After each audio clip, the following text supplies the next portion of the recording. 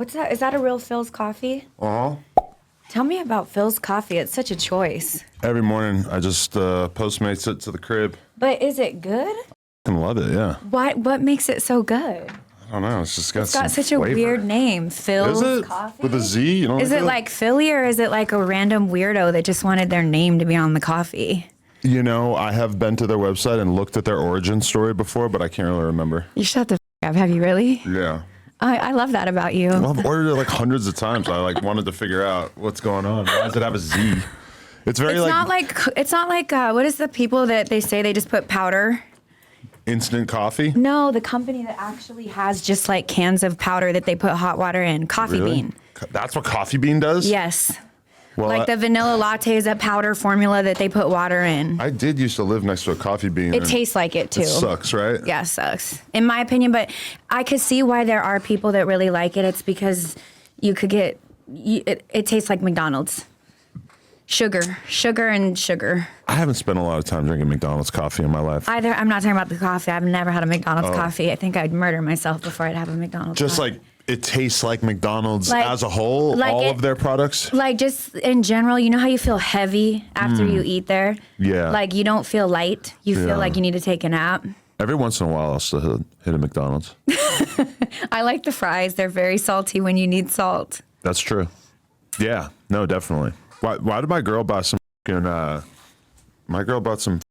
Ritz crackers that don't have salt on them? Horrible. It's such a tease. But imagine like a wheat thin without salt. That's like the devil. You want to just talk about crackers? I love wheat thins. I love wheat thins too, but imagine a wheat thin without salt. Ugh, yeah, the salt. Nasty. A cracker is really Or a just Triscuit. a salt conduit. Yeah, but a Triscuit has like the most. It has the most crunch, but babe, imagine all that crunch with no flavor. That's horrific. Hey guys, you don't have like a soda or something with a little like caffeine or anything in it, do you? Phil's coffee. Yeah. Thanks for getting me a coffee. Oh man, that You're not would've been sharing very Phil's kind. with anybody. My wife was supposed to be here. I know. I but heard she's sick and heard she's a girl's girl, so I'm sad I didn't get to meet her. she's like deathly sick. She's been COVID-y? Not actually death, but like she's had this crazy fever/flu thing going on for like 4 days now. COVID? It's not COVID, I guess. She took multiple tests. Damn. I know. Did she go to the doctor? No. Okay, well, you probably should take her to the doctor if she's not feeling good tomorrow. I've just been coming into work. I'm not taking her anywhere. You're like, I will spread this to every single one of you. She did not. No, I've been sleeping in my kids' room and shit. Oh, it has my phone in it, and I need to use my phone. I've been staying away from all of the humans. Me too. I don't like the humans. I'm on outer space. Really? Yeah. So where do you go? What do you do? Nothing. For the past 3 months, I've been inside my home. I don't leave. I'm too scared. Really? So we all watch these. Okay, do you really want me to like Go in. You said like let's talk about some relationship stuff or something kind of light before we get into some crazy shit. I'm sorry. Kirkland cold brew coffee, 100% Colombian. Do you really think that I'm going to drink this, sir? Can we get a zoom in on whatever the this is? What's wrong with Kirkland? That's Costco's brand. Babe, I'm scared of this. Okay, I'm gonna I've drank it. I'm gonna taste it on camera live right now because 15 calories. You can't go wrong. I don't care about the calories. I care about the taste. Oh hell no! Really? I've sampled this a That few tastes times. like a coffee bean that you just jumped on and then put some sewer water with. Damn, we're slandering all Ooh, kinds my of breath coffee is gonna brands be now. crazy. I'm so sorry. Thank God you can't smell my breath. That's a lot of caffeine, though. That's gonna have you rolling. Oh, I don't need any caffeine. Trust me. Okay. So Shoot. so many ways to go here. So many ways. Why don't we just start off with the like fun topic first, like coffee and OnlyFans? crackers? What do you do on OnlyFans anyway? When did you make that decision? Sure, let's start there. So I moved to Bali during COVID. I really was at a point where, I don't know if you know like much about me, but I like kind of been intertwined with all of the like really powerful people that kind of run the world right now in one way or another across the board. One of them was Don Trump Jr. Right. And I just knew too much. And when they took over and then COVID and then being stuck in this, it kind of felt like we were stuck in a cycle. And I saw what was happening and what was really behind it all. And I know the intentions of the players versus the way the world was interpreting it. I saw how everybody was taking the cues to be divisive because that's what they do when they need to get money from here and go there without anyone looking. And I saw how people were utilizing those divisive tactics as an identity and a bunch of other very deep intellectual things that were spinning me in a place that was so unhealthy. Okay. And I needed to completely, I needed to detach. I've been a public figure, celebrity, whatever, since I was 17. So I needed to detach. I found myself in Bali for a very random reason. I went there by myself. And Bali just happens to be a place where, there's no internet, there's no TVs really, there's no billboards, there's no entertainment industry. It's just all about healing and wellness. So I didn't ever have to worry about anything. I didn't have to be anyone. I didn't have to explain it. Nobody cared who I was, knew who I was, or wanted to talk about it. And then anytime that I opened up and shared something, instead of putting a mic under my face or chopping it up in the edit so they can get more likes or doing whatever's been done with my story for the past 30, oh God, no, over 20 years. Right. I've been in the entertainment industry, let's say that. They just put their hand on your heart and they say, thank you for sharing that with me. I really respect and value and appreciate your story. So your whole adult life, you've basically been having every lived experience turned into content, turned into gossip, turned Before into it was cool. media fodder, and then you go Before people started faking it for a living. Right, but wait, on so TikTok. the world shut down and then you went to Bali, or you went to Bali and then the world shut down, so you kind of got stuck there? No, I was on the last flight that they allowed into Bali because Bali was a red zone. Really? Yeah, there was 3 people on the flight and everyone was looking at us like, you are crazy for going to a red zone. Right. And America made us all fear the red zones. Remember when there were colors on all the different areas internationally? Yeah. And Bali was a red zone. Indonesia was a red zone. And I never met one person with COVID, and I did Bikram every day, which is 30, 40 people in a room breathing each other's air very heavily. Is that like a hot yoga thing where it's all trapped in there? Yeah, Okay. trapped. And the first couple times, there are no locks on any doors in Bali. So for my first 3 months, I was just dead paranoid that I would get shot, raped, stabbed, whatever. I had all these thoughts in my head constantly. And the first time I had a good sleep, I woke up and I thought, I have been so trained by America, America has groomed me. That's a level of grooming that I hadn't even understood until I lived in another country. How groomed I was to understand violence and protect myself from it. Shit, I signed something before I walked in here that said I wasn't carrying. This is a fucking podcast. To her, this is hard to believe. I'm to shocked. us, I literally wrote totally your producer understandable. and I was like, I'll leave my Glock in my glam room.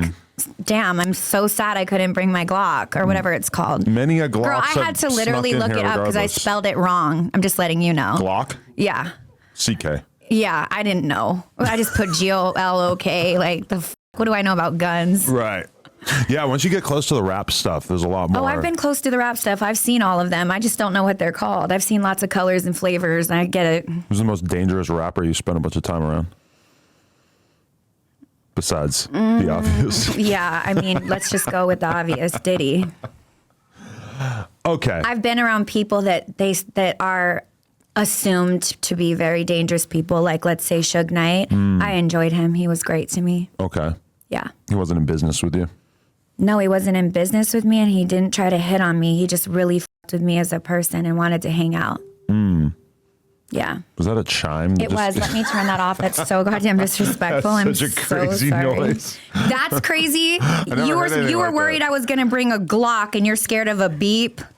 Good God. We give the same release form to everyone. I understand. I'm teasing you.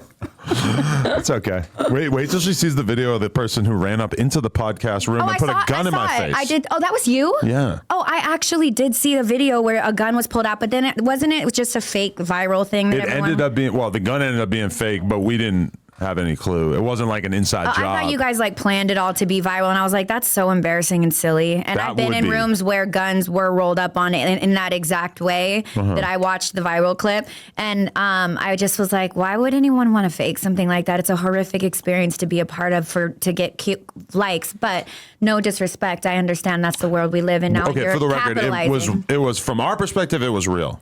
Okay. Although a ton of people thought that it was fake, but for us, we beat the dog shit out of this dude. We almost killed him. Okay, so that's why you guys have that. Because I've done other podcasts, and I never had leave your gun at home that I signed. Yeah, you should start doing more hip hop podcasts. It's a whole thing over here. You know they're not going to fuck with me, and not especially after today. Well, I don't know how much love Diddy really gets from the hip hop world at this point. Let's talk about that. I mean, Charlemagne and Joe Budden kept their mouths super silent, and they're literally famous for being gossips. I know, they're scary. They're scary, or they're scared? Well, they're scared. There you go. I'm just keeping it hip hop. But okay, that definitely has been a crazy thing to witness. And now a word from our sponsors. Cold turkey may be great on sandwiches, but there's a better way to break your bad habits. And we're not talking about some weird mind voodoo from your crazy old neighbor. We're talking about our sponsor, Fume, and they look at the problem in a different way. Not everything in a bad habit is wrong. So instead of a drastic, uncomfortable change, why not just remove the bad from your habit? Fume is an innovative, award-winning flavored air device that does just that. Instead of electronics, Fume is completely natural. Instead of vapor, Fume uses flavored air. And instead of harmful chemicals, Fume uses all natural, delicious flavors. You get it. Instead of bad, Fume is good.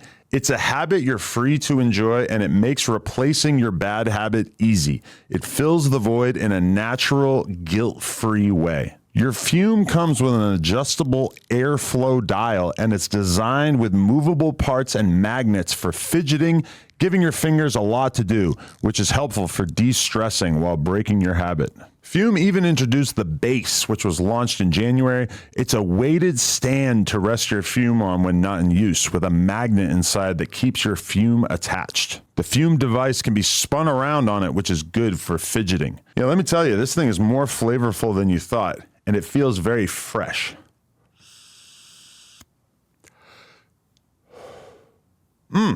Stopping is something that we all put off because it's hard, but switching to Fume is easy, enjoyable, and even fun.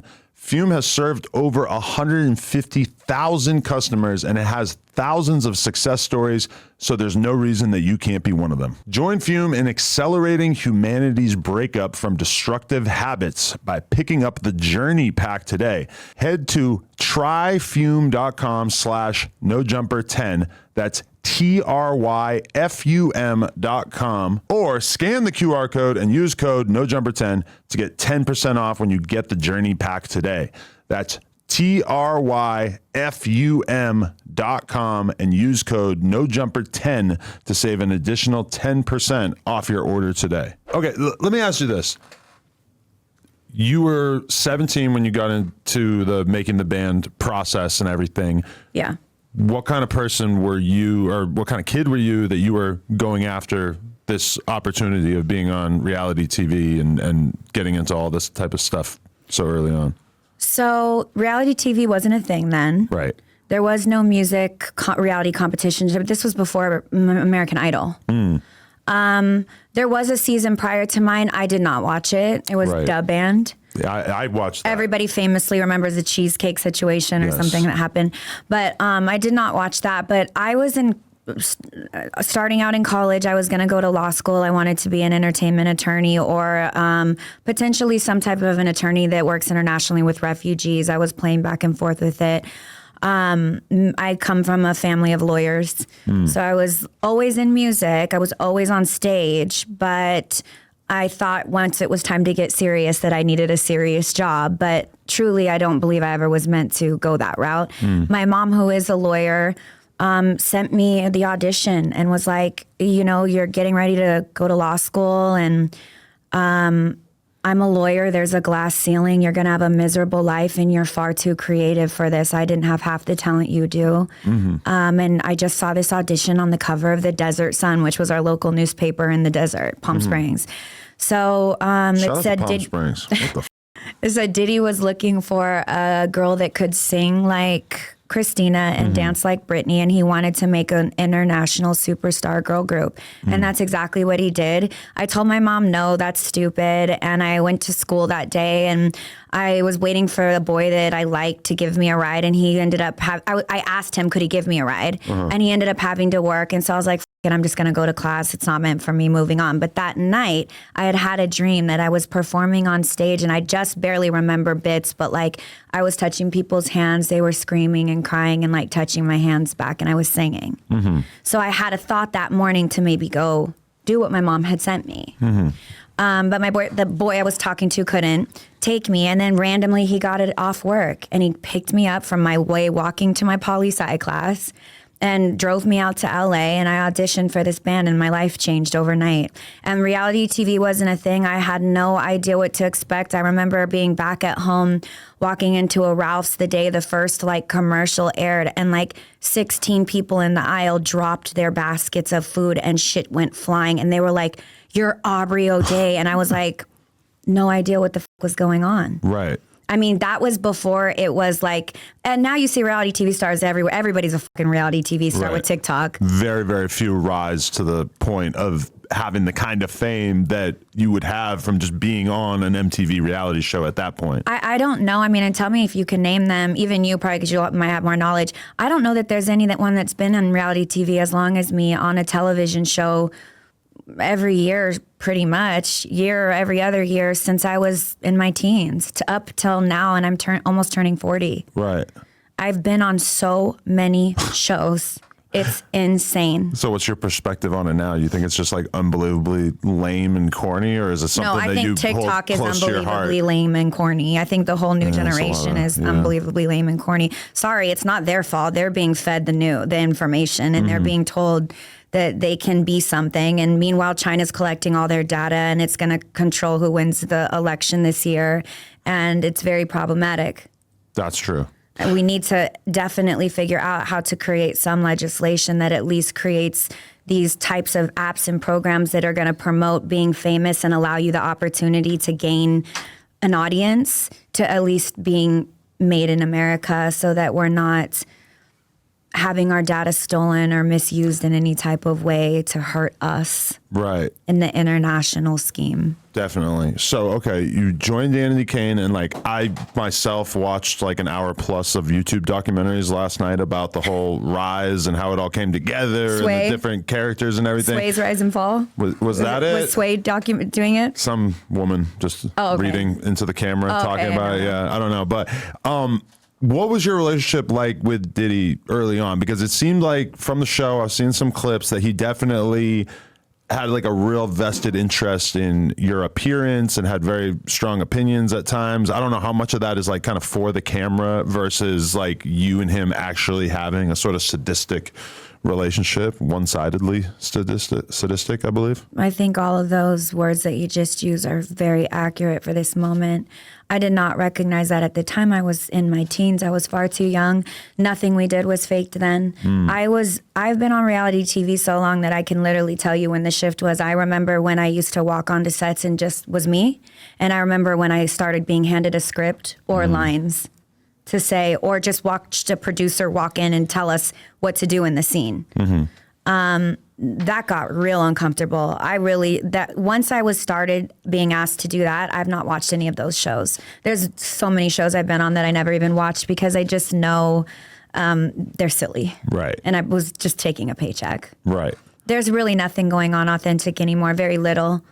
But you felt like Diddy had some special type of interest in you from early on, or?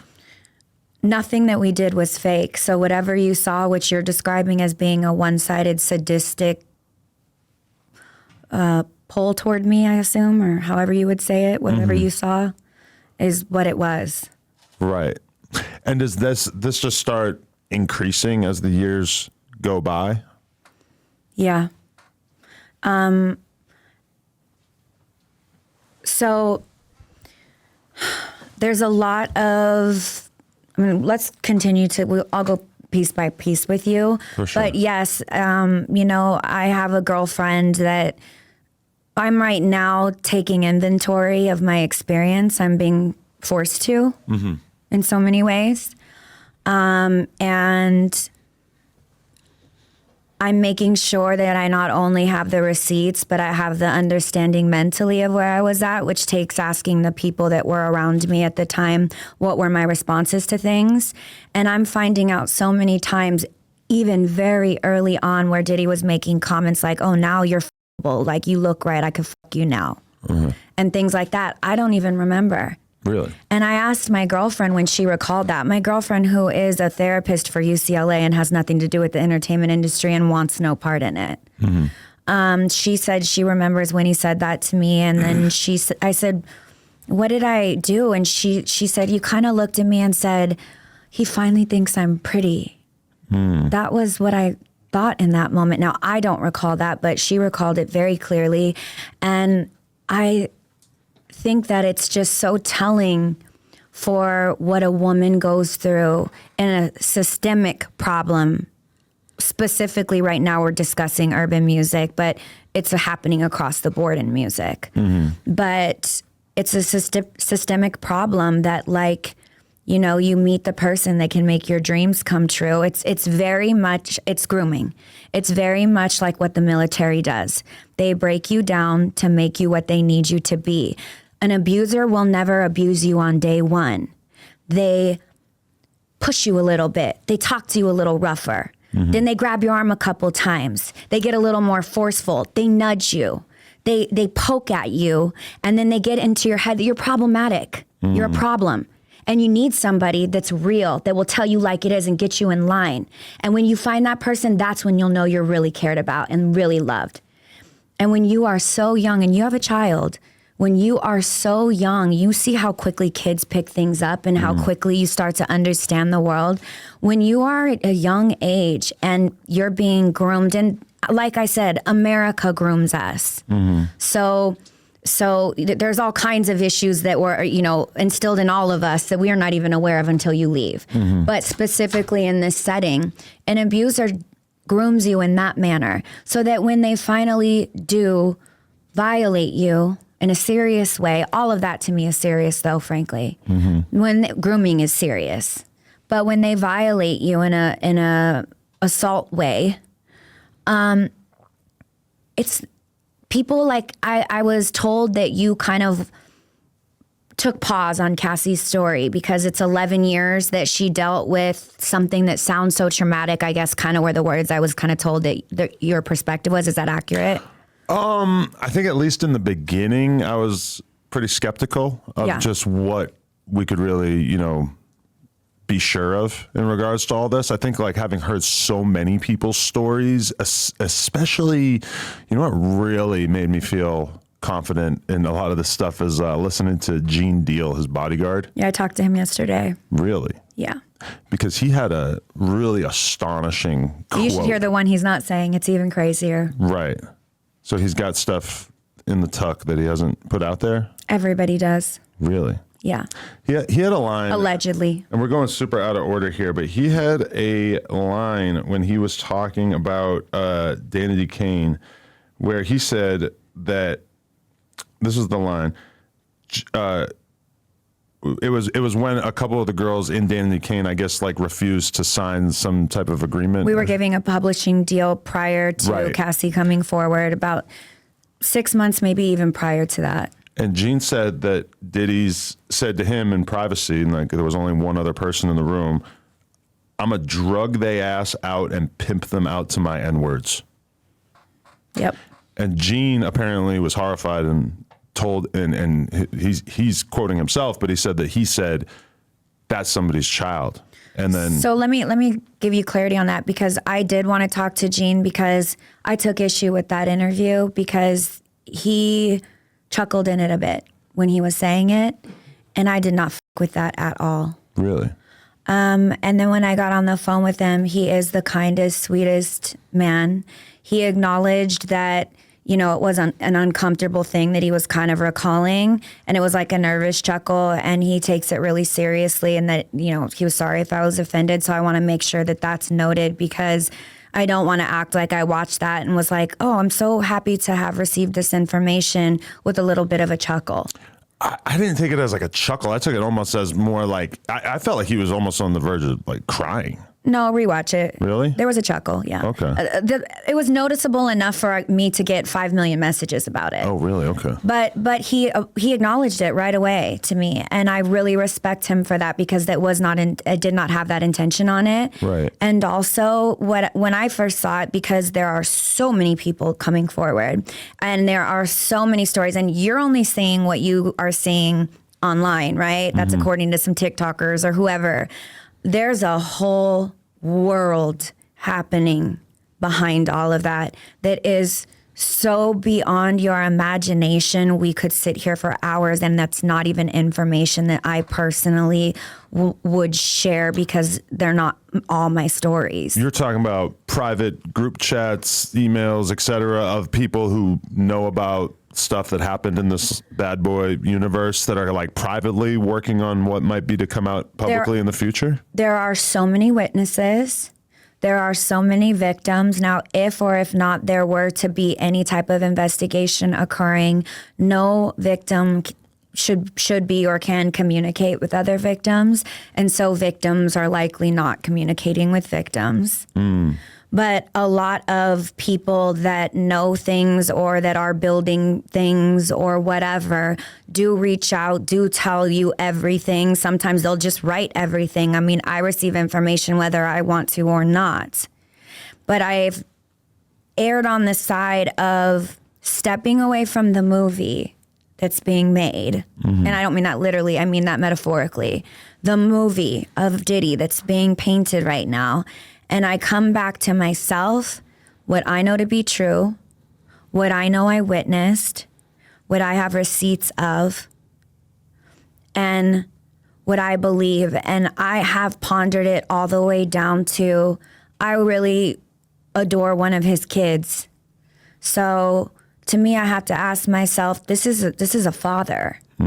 So you really need to be sure when you speak what you're speaking about and how you're speaking about it, because this is a man that's a father, and I think it takes a certain amount of something to be a good one. I'm not saying he is or isn't, but I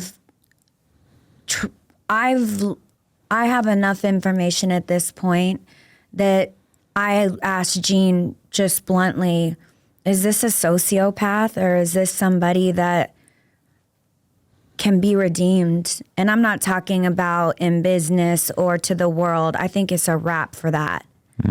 I mean like his soul, because I care for people's souls. And that was a man that at one point I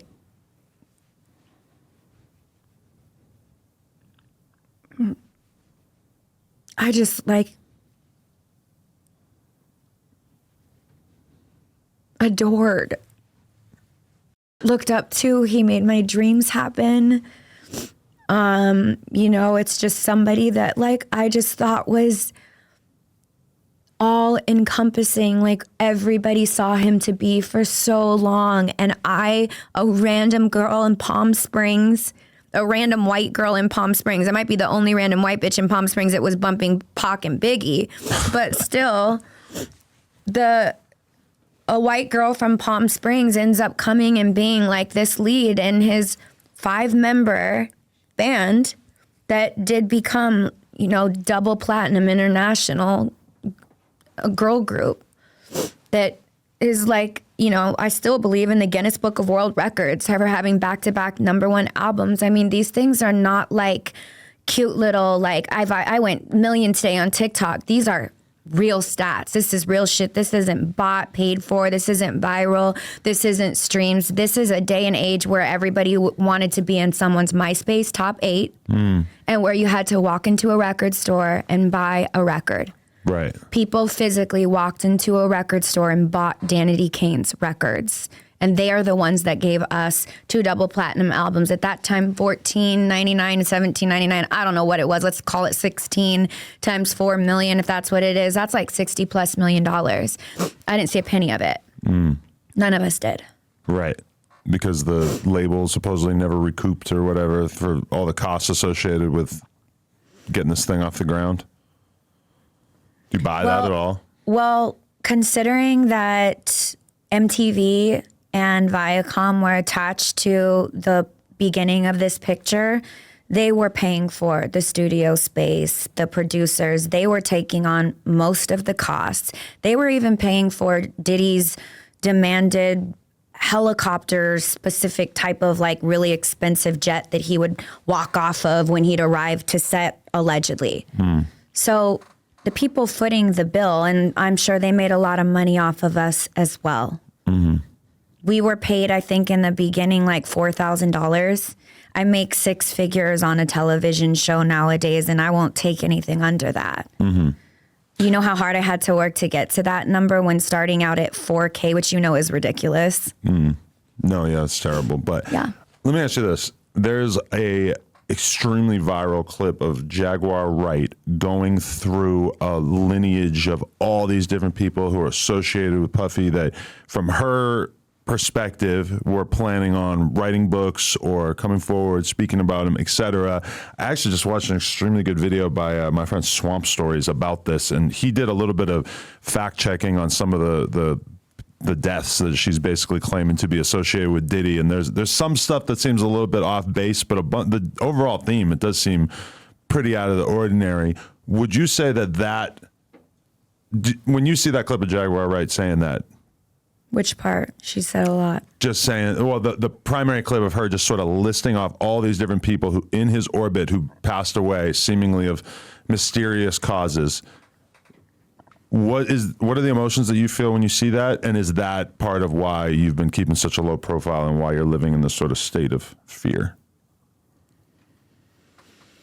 Well, if you were to believe what Cassie has alleged in her lawsuit that was settled in under 48 hours, it says that a car was blown up, Kid Cudi's. And if you believe that, which Cudi confirmed it, if you believe that, I mean, it is hard to believe that the average person is capable of like getting someone killed, especially through like poison or whatever. But now that we have it confirmed that he blew up Kid Cudi's car, well, I mean, it's not that far of a leap to say that they could orchestrate somebody losing their life as well, right? So question, if you worked for somebody that now it's on record that is capable of at the very least doing that, a lot of people suggest a whole lot more. If you had first-hand conversations with bodyguards that potentially helped along with any of that or could talk to you personally about any of that, and how would you feel leaving your house? I have over 600 license plates screen capped in my phone right now from the past 3 months of just random cars that were parked outside my home that didn't look right to me. I've never seen them on my block. Or I'll make a quick U-turn if I need to get some groceries and like a big car busts a U-turn in a really weird spot. It's like there are things that I know to look out for because I've been followed before in multiple settings that I'm noticing. So let me just ask you, would you not be a bit worried or stay at home or keep yourself safe? Would you not? I'm a little worried doing this interview. There you go. So yeah, I can imagine that probably is reasonable. Have you had like any experiences that really I would stood out ask to you? Praz literally, like, am I being crazy? I would literally just ask him because he very much is not a drama queen, is not about gossip, and would directly state to me, you know, where he felt I was doing too much and where he felt like I was doing enough.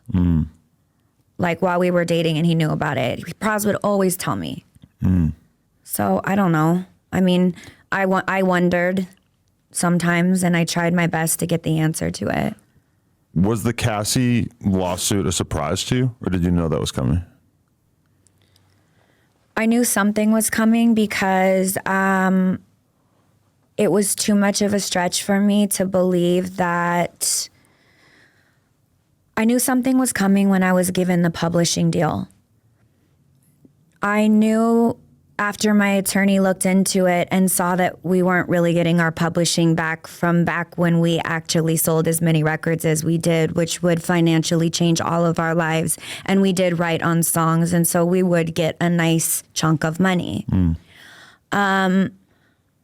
I saw all the headlines about Diddy's being benevolent and giving all of his blessed artists their publishing back, because it's, notoriously known throughout time that he screws his artists over, allegedly. So when that came to me, and then my attorney confirmed, it's not really him, it's Sony, and now they own your catalog, and now they are giving you the rights to whatever it's made in this small period of time. And in the streaming age, when you have to stream something 1 million times to make a cent, what good does that even do me, right?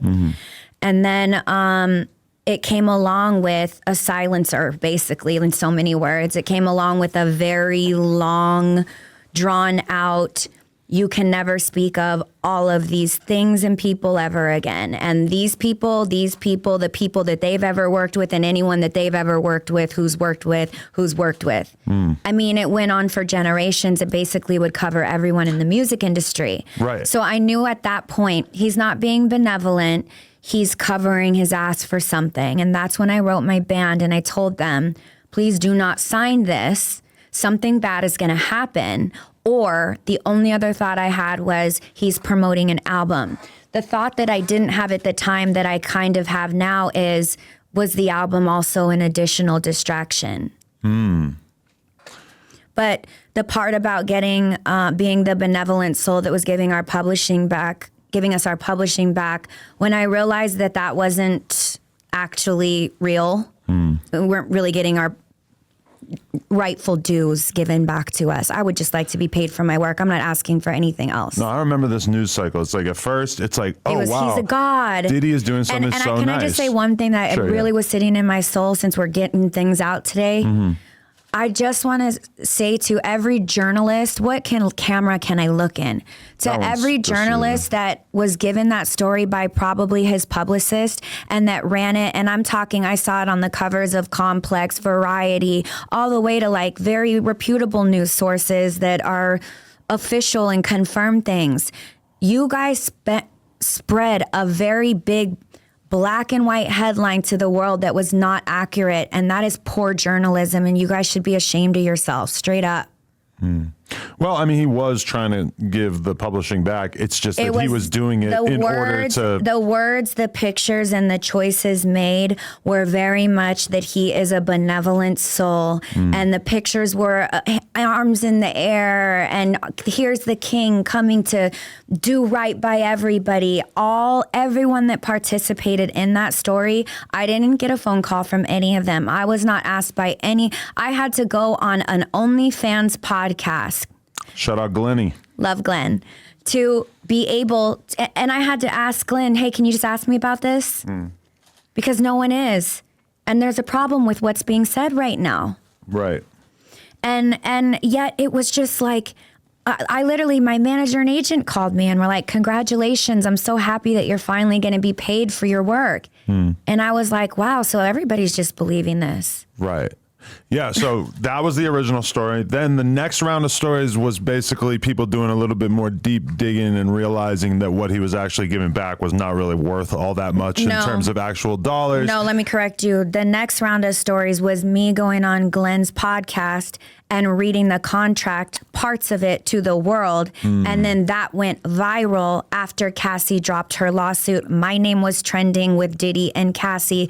And I thought Drake released an album, but no, it turns out it was because of that interview. Because in that interview, Glenn asked me, why do you think he's lying about this or making it seem like you're getting all of this stuff back when it's really not what it sounds like? If they had just approached me, even with just the publishing they can only give me now, right? If Sony just said, all we can give you is what it is now. Why did that come with a contract that said I can't speak Diddy's name, any of his family, or any of his business partners and their business partners and their business partners, and also says you can never speak of this contract or its existence? Why couldn't you just give me my rightful dues with putting none of the rest of it on there? I would really like someone from Sony to answer that for me. If there are any lawyers or anyone from Sony that can provide that answer, I would really appreciate it. And so would the band member in my group that didn't sign the contract either. We would like to know the answer to those questions. It's really hard to get any answers. If every single person signed that contract, some people did. But he would be giving up maybe like a couple $100,000 a year, maybe $1 million a year. He would be giving up nothing that he's not giving way more of right now to a lot of people, probably allegedly. Right. But because then the amount that he benefits from, I don't know, 50 people signing these NDAs is massive. You know what sure, but also the benefit is like you've corrected your soul's journey. You stop screwing people over. Have you ever screwed anyone over? If you're a good person, it usually wakes you up at night 10 years later. I like to correct my wrongs. You know, I'm not always aware of them. Sometimes people act like they really like me in the room, and then I see a whole different edit on the internet. I don't know. I watched it happen in a podcast. I don't know what happened. We were great in the room. Either way, I don't know all the time that I've offended someone or hurt somebody, but I certainly would acknowledge it and want to make it right if I did. And I'm wondering where that part of him is. Is Diddy really in a place where he's going to be like suing people for breaking their NDAs and shit, or is his career already in I can't tell you what place he's in, but I listen, if you have asked somebody to sign an NDA that is requiring them to be quiet about anything illegal, that's not enforceable. Right. You can drown them with whatever, but there's also a lot of lawyers that'll work pro bono to get them undrowned as well. So if there are victims out there that are scared of that, they shouldn't be. Right. So you're saying that if you had signed that contract and then if you ended up still disclosing some degree of physical or sexual abuse, the NDA is not supposed to protect against that because that's illegal, and he wouldn't really have much of a case to come after you? You can't make someone sign a legal document to stay quiet about illegal behavior. That's not admissible. Even if you can't enforce that. Even if it's illegal behavior that, like Stormy was able to be in trouble because they had consensual sex. Right. So if she signed an NDA about consensual sex and then she came forward and talked about it, then the lawsuit's not going to go in her favor regarding being sued over the NDA because everything was consensual, nothing was illegal, and you did break your contract. But like, let's say had everyone in Danity Kane signed that contract, he could have potentially used vocals that he had of ours on his new album and put us as one of the artists featured. So people should look into all the artists that are featured on his album and try to interview them and see if those are vocals that they did for his album or if those are vocals that they recorded 10 years ago and he just brought them back because they're now silenced and acted like they're featured and supporting him in this new era of his journey. I think people should look into that. I don't know what is to be the case or allegedly to be the case, but it would be a good idea to go look. When you see Diddy's career going through this, markedly downward trajectory over the past couple of months, how would you describe the emotions that you feel seeing that happen? Oh, God, everything. I swear to you, I have days where I'm like, before this information. Right, because that today... This right before the holidays. Right. Was a different story. And also I wasn't connected with Praz anymore, so I couldn't get his take on all of this. Okay. But prior to, I went through everything from, I feel so horrible for him. Literally, like that thought was spoken out of my mouth, and I can't fucking believe it now. But I said to Praz, like, I questioned everything. Do girls secretly want it? Are guys really this sick? Is he sick and doesn't know it? Is he sick and knows it? Is he a sociopath? Does he feel sorrow for his wrongs? I don't have answers to anything. There's just more and more questions. As I start getting third party like witness accounts that are being say the right word, attested to. I'm getting more angry. You know, I had the choice to not come in here and do this interview today, and a choice that could have potentially benefited me by not. But it didn't take me but 1 second to say I don't fucking care. Right. Just out of curiosity, how long were you dating Praz, or what was that like? Of the Fugees, for those who don't know. Yeah, Praz. I'm sure you know a little bit about his life, what's going on right now. Right. Well, he had that crazy ass case, right? Yeah, and he's being sentenced or in the process of the sentencing phase of it. Okay, that's happening right now. Yeah, they're trying. His team right now he's got a great team of lawyers that are trying to fight for his freedom and point out all of the problematic actions that took place during his court case. Right. And he's fighting for his life right now. So imagine being in his shoes that are so heavy. I mean, he's facing the potential sentence, I believe, is like 20 years, right, max. And then me coming forward, and he first came to me when he saw Glenn's OnlyFans video drop. Before it even went viral or anyone saw it, he saw it and he hit me up and was like, "You're a queen." Like, I've never seen anyone pull out a document from one of these head asshole labels and just read the words out loud to everyone and let people know what these things really look like. People are just too scared to really get very transparent about what's happening. Had I signed that contract, I would never, ever in my life again be able to speak about all the names in it, anyone they've done business with, or the existence of it in general. Do you know how problematic that is? All to what? Get what's rightfully mine that was taken from me? That makes no fucking sense. And now it's created this huge beef in Danity Kane for those who still care, because the problem with signing that is it's not about the money. It's not about the money for anyone. It was literally $300.14. It's nothing. It's about, couldn't we all ever reserve the right for till the end of time to potentially have the opportunity to come back together and tell our story in any type of way? Maybe not everybody wants to sing or be on stage again, but could we ever just come back together and just hold each other, hug each other? That is an experience and a time in our lives that no one will ever understand but us five. And that is not something that I take lightly.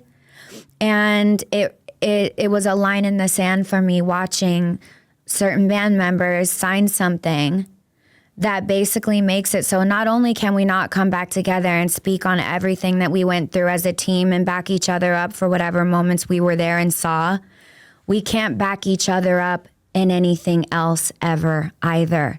And with things like this happening, if more details were to occur, I could ask. Thank God my roommate for a lot of times was D Woods, and D Woods did not sign that contract.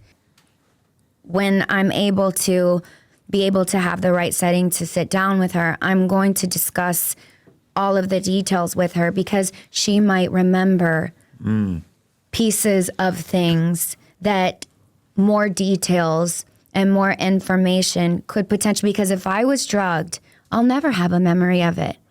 Have you ever taken an Ambien? You go to bed, you don't remember what happens. And that's not even what they're giving people. You ever take a Xanax and get drunk?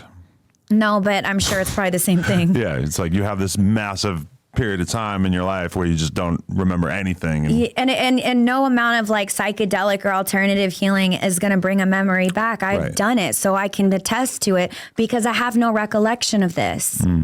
But with more details and my bandmates protecting me, even if any of my bandmates, if I didn't like them, if I thought they had poor character, if they hit me or we fought or whatever the circumstance may be, I wouldn't sign that contract for the sole reason that I would be wanting to stand by them if anything ever happened to them and they needed support.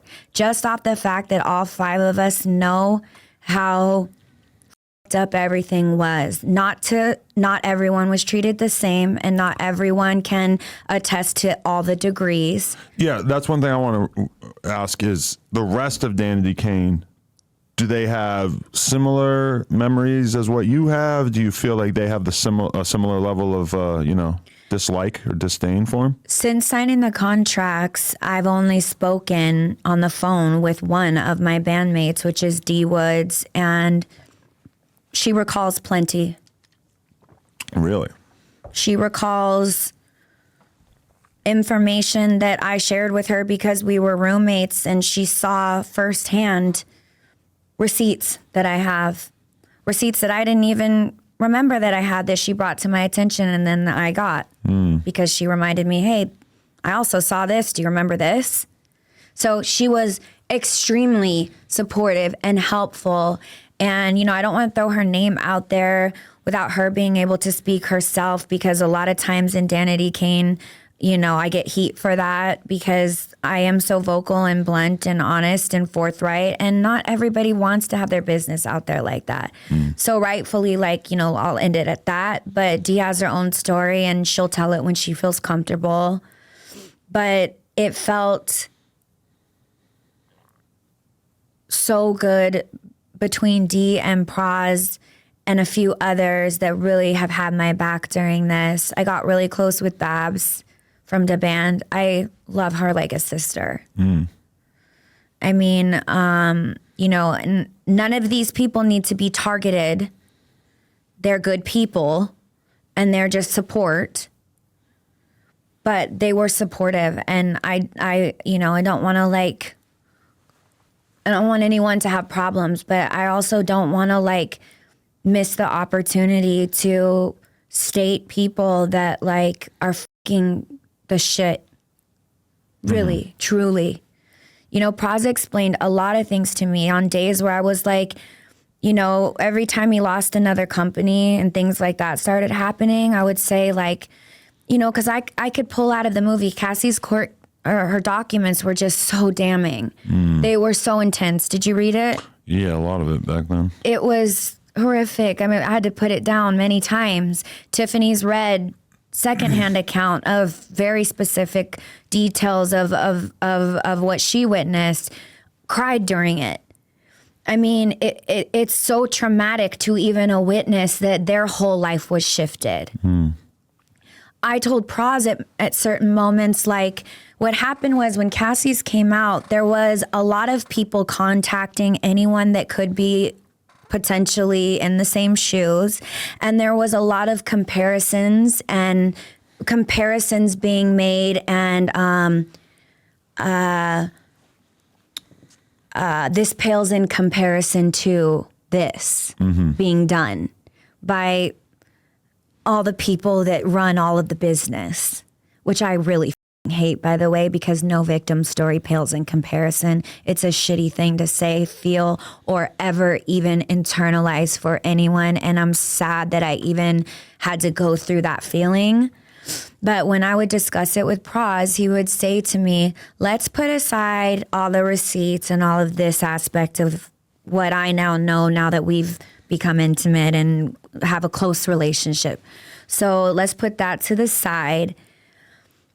You at a very young age made potentially 60+ million off of these platinum albums, whatever the number is, to this man who then turned around and to a network and everything. I mean, we had a hit show on MTV for 5-6 seasons.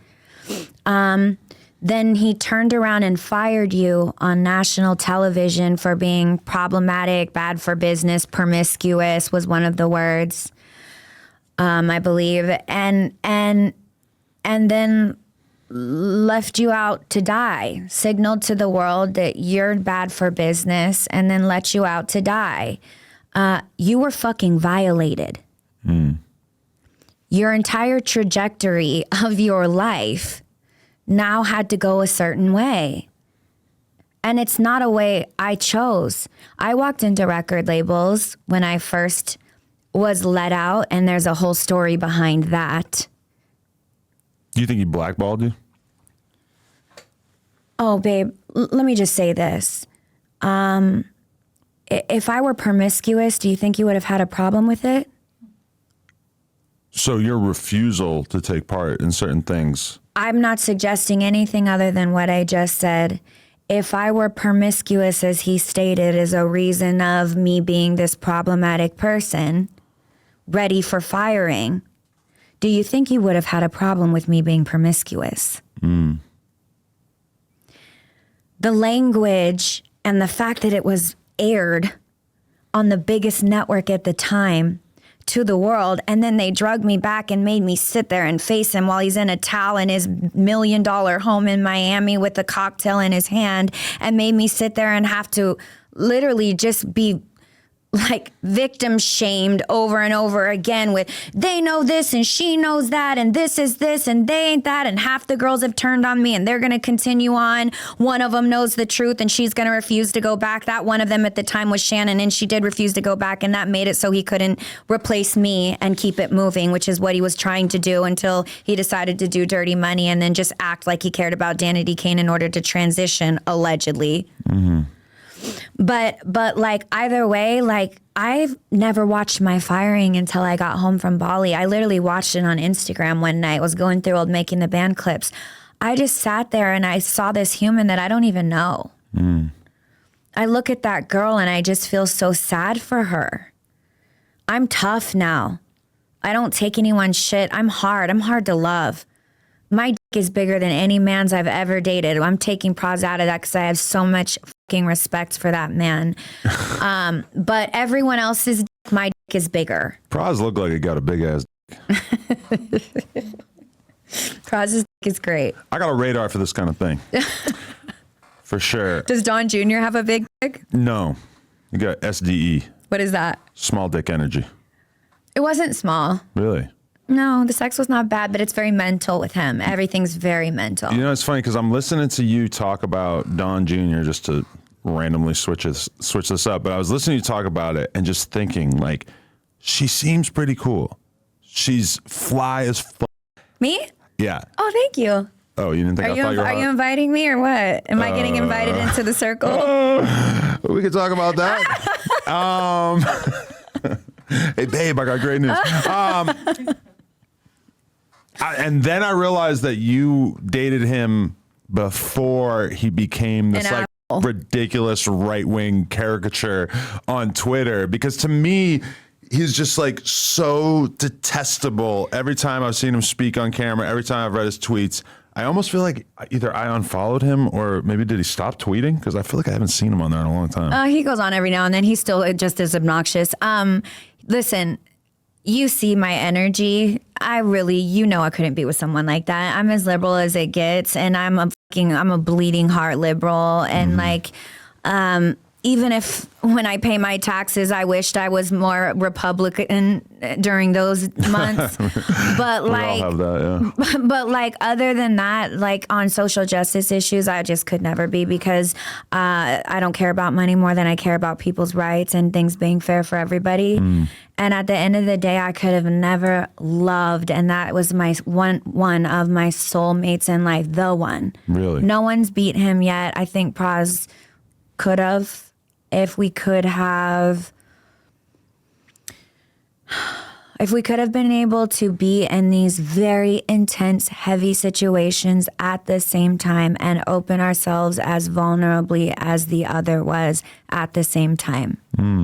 We just couldn't get it to happen. So you're telling me that Don Jr. in private is not consumed with abortion and trans people? Who he is right now, I don't know. I mean, I will tell you this. He would when I saw like, you know, I don't think it was gossip. It was on a reputable news source, but like Washington Post, Bloomberg, somebody posted about when I can never say her last name properly. I'm not really trying to throw shade, but I don't care if it comes off shady. I'm just going to say Garfield because I don't know her last name and I don't care to learn it. When he started dating Kimberly Garfield and they were like throwing their relationship everywhere after the wife finally left him and did whatever, then I was like, I don't believe this relationship for a hot second when I would watch her in interviews because that's just not his type. And I know what that man loves because he loved me so much. He taught me how to love me differently. Really? Yeah. Wow. He used the word soulmate long before I did. So I watched that relationship play out, and then I saw these interviews that was talking about, you know, she was head of the funding for the second election or whatever, and she was doing these like alleged like hot tub parties where she'd get in the hot tub with the biggest donors and, you know, party with them or whatever. And one of the donors, I guess, like gave an account of one of the nights, and it said that she was talking about their sex life. I think this is all allegedly because I can't remember the specifics, but something about their sex life, and he likes her in outfits and this cheerleader or this, that, and the other. Don would never. If I ever showed up in an outfit in front of him, he would literally make fun of me if I ever did something like that. Skin to skin, impress me to get my dick hard is who I dated. I needed to intellectually level up daily. If I would wake up an hour before him and learn all kinds of random obscure things about aspects of the world that are just completely devalued and not thought of, and I would tell it to him, and his dick would be hard, and he would just fucking love me an ounce more. Like it was like my mind was advancing so fast during that stage because he was so impressed with it. He wanted to have a baby with me, and I was like, you already have kids. We're already in a mess that we're trying to get out of. Like, are you serious? And he was like, I want to know what I would make with you. I want to know what our minds would be in a child. Right. And that to me was the first time I even thought like, oh, wow, having a child is the thing. And it could be a thing I do, and I really would want to have a child that has his brain and my brain together. So imagine now the world knows him to be what this character is that he's become. Unfortunately, it seems like we're moving into an era where everybody's got to kind of be some kind of character. It really sucks. I tried to fight it every single show I've ever done. I have so many production companies that do not want to work with me, think I'm difficult, and don't want to cast me. And every time we get down to the why, it's as simple as I wasn't doing what they told me to do or wanted me to do, which basically means they need brainless talent that don't really have stories that will go there and perform the story that they need them to perform. Right.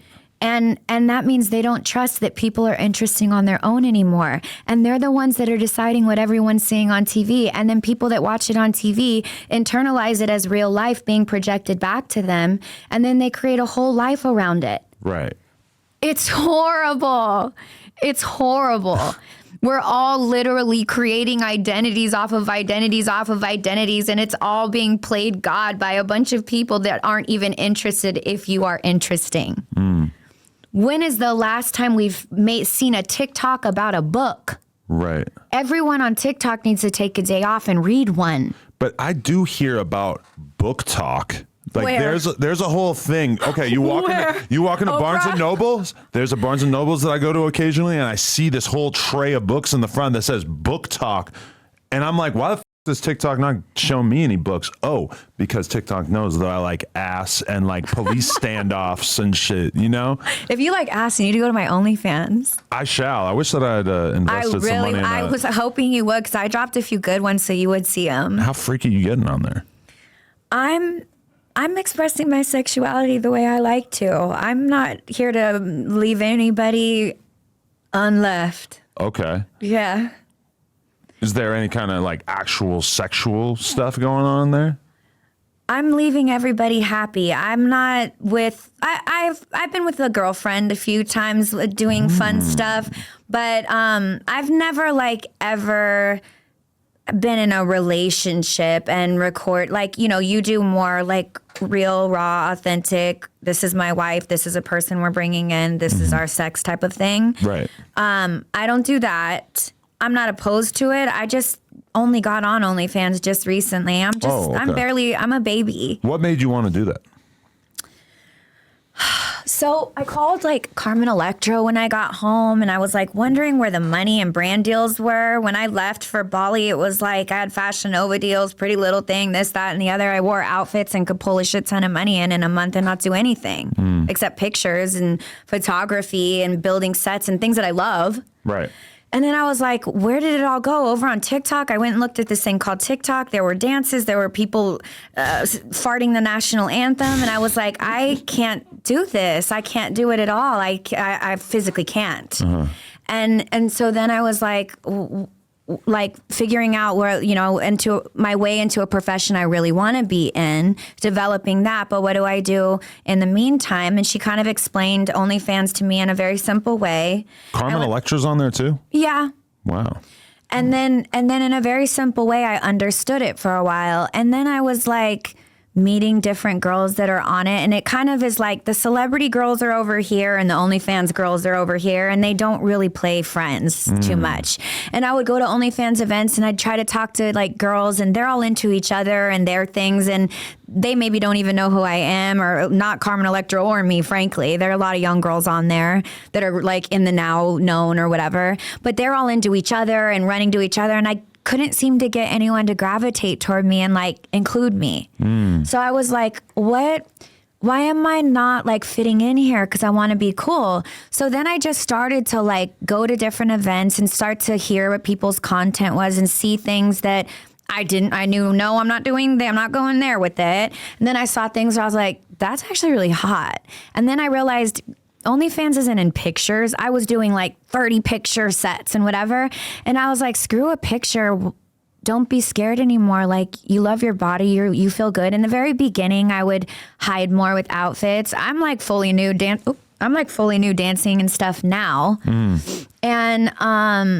And like I had to get my comfort level and feel good about my body and feel like, okay, I feel good like showing my body in this way or that way. It's progressing as I go. I mean, when I decide I want to make content, I make it. What I love about OnlyFans is my entire life, I have always come last in every business I've ever been in. Because let's just say as an artist, your manager, CPA, publicist, record label, A&R, radio guy, everybody gets paid before you do. And then it's taken out taxes and then divided on down between 5. You don't see money in any of the settings, even in regards to TV. You pay your agent, your manager, your this, your that. There's everyone around me was always more important. In fact, our manager of Danity Kane at very, very early ages of my career pulled me aside and was like, you're the star. And I'm like, no, I'm not. We're all the stars. We've all agreed. And he was like, listen, the audience has decided whether you guys made an agreement or not. And so I just want you to know you need to tighten things up when these like little fights are going on in between you guys, because you're the most replaceable piece of this situation. He told you were the star and the most replaceable one? Yes, and this is what he meant. I asked to explain, and he said, the manager, the CPA, the attorney, because they put you with each other. The manager, the CPA, the attorney, the record label, the all of the heads. He's like, we're all going to be here for the next 10 girl groups after you. We're going to be running them. You're the most disposable piece. Okay. So if you guys want to fight and bicker and be over, then you're going to miss the opportunity, and all of us are still going to be here. So you're not doing me any favors. You're doing yourself a favor by keeping your group together and by any means necessary. And I just saw it as a battle cry, or a grooming message, allegedly, potentially, to do what I have to do to make sure my group stays together. And maybe if I'm mad at someone, don't really say it, or act like I like somebody when I really don't, or whatever I got to do in order to make sure that everything stays afloat. But that really was the truth. And it's the truth about you, me, and all of us that are in front of these cameras. We are the most disposable piece. They'll put another outrageous guy that likes ass and titties and whatever else in your spot tomorrow, and then you'll tap dance for the last little bit of money you can get. And I've heard you say, like, your goal is to make a certain amount of money by a certain point and retire and whatever. Great. That means you're smart about your business. Because if you think this goes on forever, you're sadly mistaken. And that's something that the TikTokers don't understand yet. Right. That's something that young generation in OnlyFans doesn't understand yet. I'm 40, so I've got a bit of a vantage point on that in terms of seeing, these 16, 17, 18-year-old kids come out and command, 50,000 live viewers at all times on Twitch and shit. Yeah. As well as, I'm familiar with the Sways and the big boys and even like the DJ Vlads and stuff who are starting to get into their 50s, and I can see how your energy level is not maybe necessarily going to be the same. It's not going to be easy for the 18-year-old drill rap fans to resonate with you as a 50-year-old dude as much. So it's like, I'm very much trying to ride this out as long as I possibly can, but also totally aware that whatever power I have to command a large audience right now is almost certainly going to wear off as time goes by. Just right. So you can't make it any part of your identity, or else when it goes, you're going to be left with only drugs available, because when you have money and there's nothing, no lights and cameras left, drugs are always there, and they'll make you forget that no one cares about you anymore. Right. Because that's going to hurt if you've made it your identity. When's the last time you did drugs? What drugs are we talking? Bali. I did psychedelics. Oh, all that stuff. Yeah. I never really got into drugs. I've done drugs, but I never really got into them. When I was in Bali, I was like taught the importance of psychedelics. I truly did not believe it at all. I was like, no thanks. You guys are just selling drugs. Right. But then when I actually and I didn't do you know how now people are doing shrooming, what is it called? Microdosing. Right.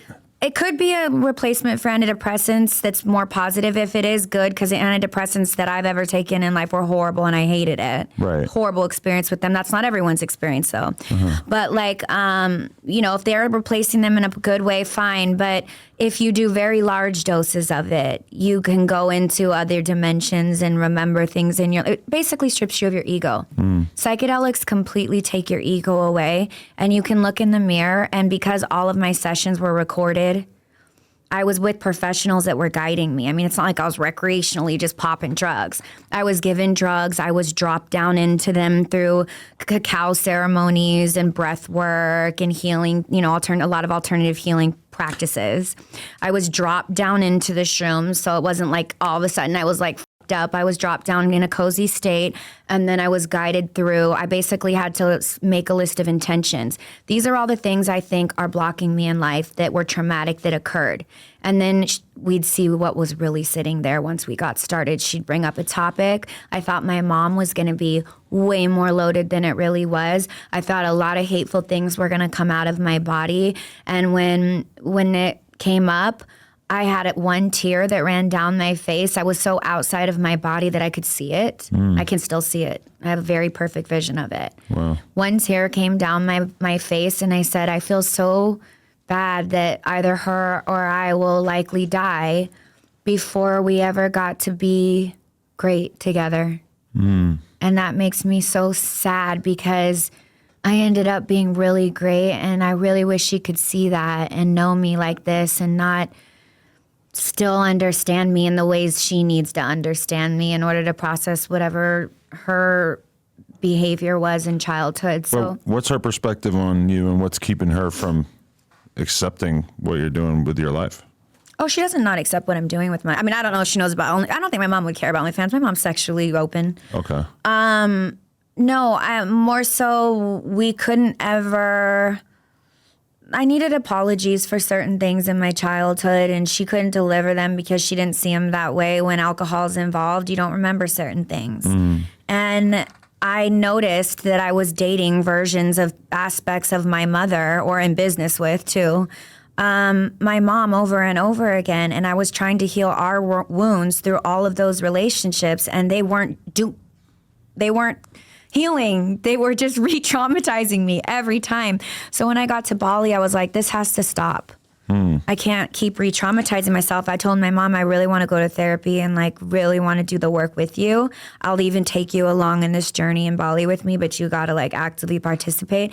And she just doesn't want to have to participate in making it better. So it's not going to be better because I'm not going to try anymore. Damn, that's interesting. You got to tell me where you went to do this psychedelic retreat in Bali. Oh, it took me... and let me say this too, because I'd love to return to Bali. It allegedly may or may not have taken place in Bali because, of course, drugs are illegal in Indonesia and you cannot do them.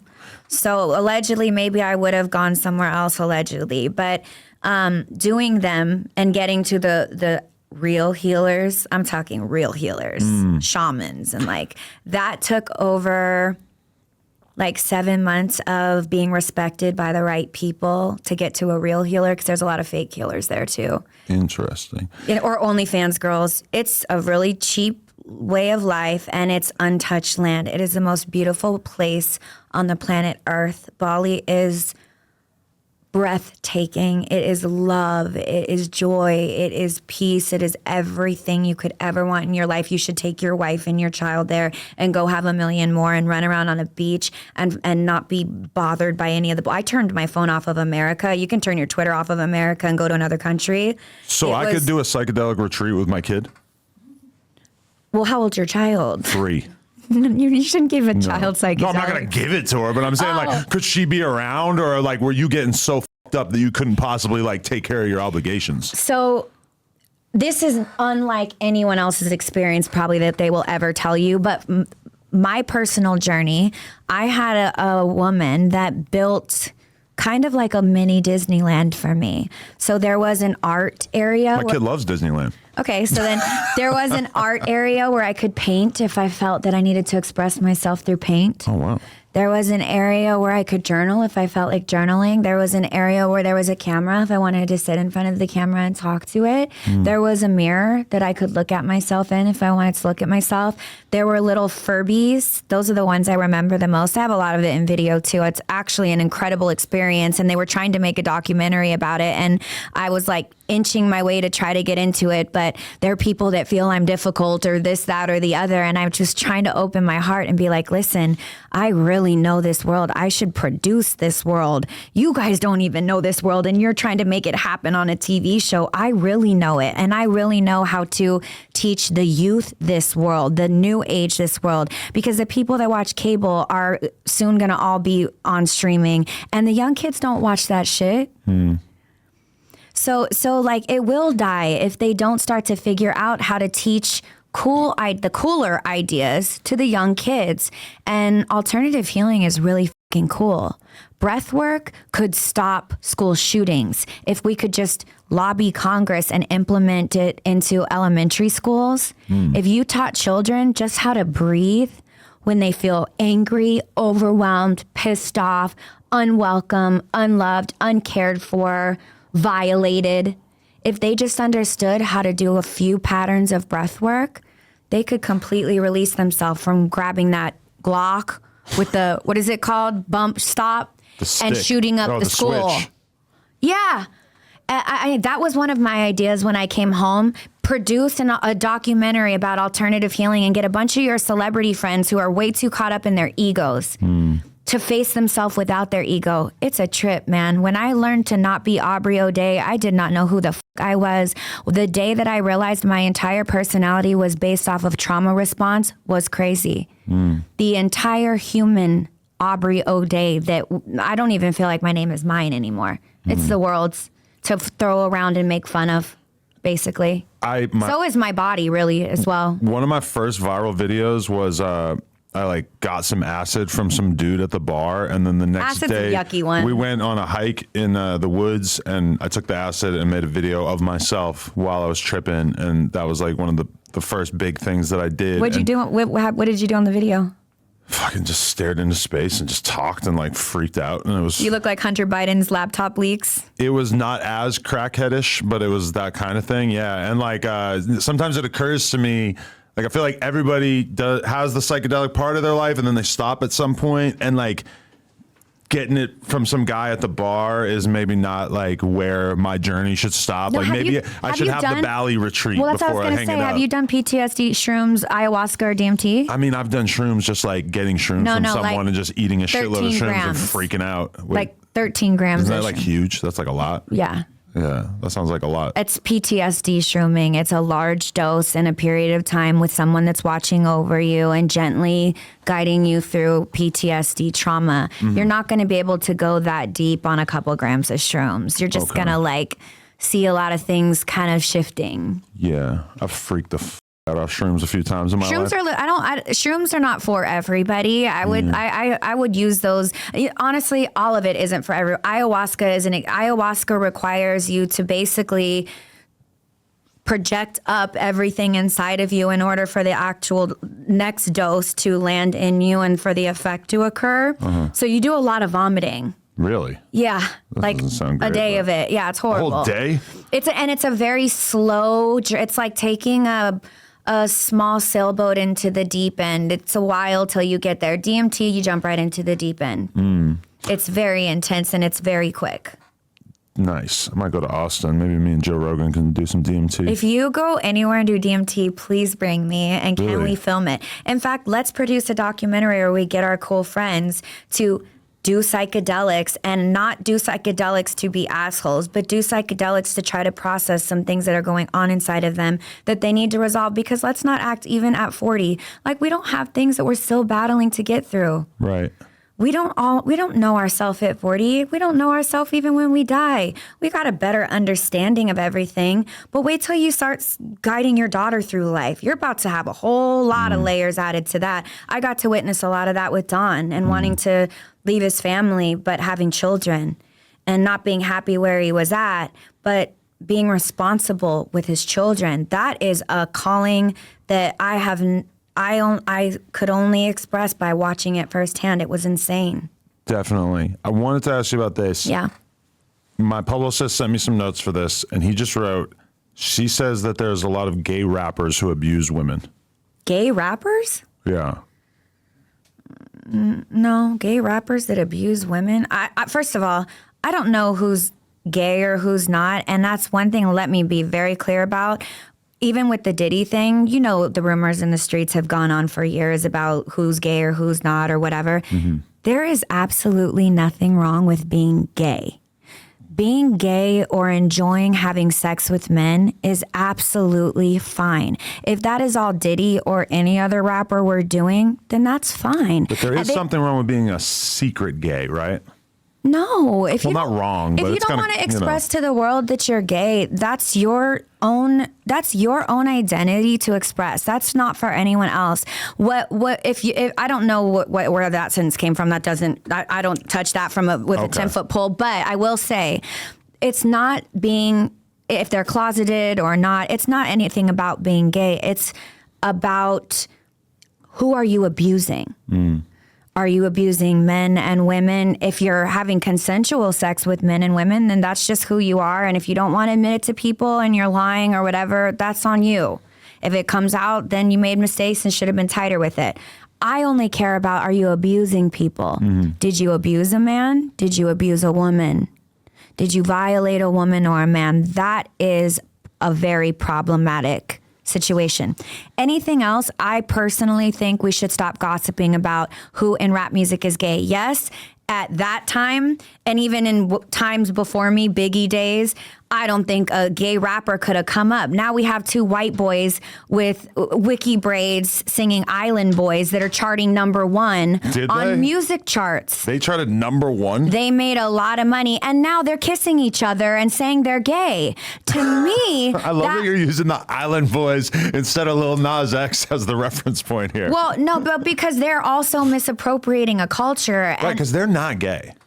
I don't know what they are. I've never met them. I don't care to meet them. It's not something I care to understand. They're just trying to make What money I'm on OnlyFans, I'm pretty sure. But what I'm saying is we live in a world where that actually made a music chart, and that actually is a song that everybody can sing. The Island Boys thing. You know the song. We all know the damn fucking song. Yeah. Back in that day, that would have never flown. Right. That would have never happened. Back in the day, that would have never been okay. And you know it, and I know it. And anyone that was back in the day, even during my time, you would never have been able to been gay and been taken seriously as an urban rap artist. There's a difference between being gay and being gay with your own twin brother.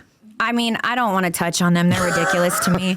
But I think, it's great that I guess you can be gay and be a rapper and do whatever they're doing as well, whatever. But that's not the environment that a lot of rappers were raised in back in the day. And maybe if they did like guys or did want to be with guys, they couldn't be because they wouldn't be able to have their careers and still be taken seriously, because at that time that was just not being done. And a lot of it has to do with church, and does the Bible accept gays, and all of that kind of stuff plays into it, I think. But on down the line, I guess now we are in a society where you can be gay and be a big rapper, and I don't know, maybe kiss your brother. Who knows what's going on right now? I still feel like we're kind of struggling to see like long-term I love what Lil Nas has done. Right. I think he is such a creative genius. His art is flawless. He puts sex on display in such a raw, beautiful. I got turned on. Really? Yeah, You like watching guys fuck? Yeah, I could watch. I've watched even like. I hear this from a lot of women. I've watched trans girls. I've watched everybody. I think it's fun. I was watching a porno the other day, and this like super hot girl. I was like, God damn, I wish I looked like her. She was getting railed from behind on the kitchen sink, and he was going to town, and then she turned around and she had a big old dick. And I was like, wait, should I turn this off? I shouldn't be watching this. And then I stopped it for a sec. I was like in the middle. My vibrator was hot. It was ready to go time. And I was like, wait, And then I was like, why though, Aubrey? See, like, don't be judgmental like that. You need to grow with the times. I literally forced my mind back into my orgasm from watching that. Really? So yeah, like, I mean, am I going to like, transition or anything? No, I'm fine with who I am. But like, I actually enjoyed watching the sex. That's happened to me a few times, and I really, in that moment, felt like I should be able to sue Pornhub. Oh, where they turned on and there was a big dick? Yeah. Actually, she had a bigger dick than the guy fucking her. And not only did I have a moment where, is this right? Wait, it's kind of hot. Then I had a moment where I was like, I love that the female ended up having the bigger dick. This shit is female empowerment. Yes. It was so good. I had all of it in one cum. It was like the hottest shit. So let me ask you this. I just interviewed this dude, and he had an epic quote. It's about to come out, so the people probably have seen it by now. But his quote was, I'm not gay just because I like to suck my girlfriend's dick. Because he had a trans girlfriend.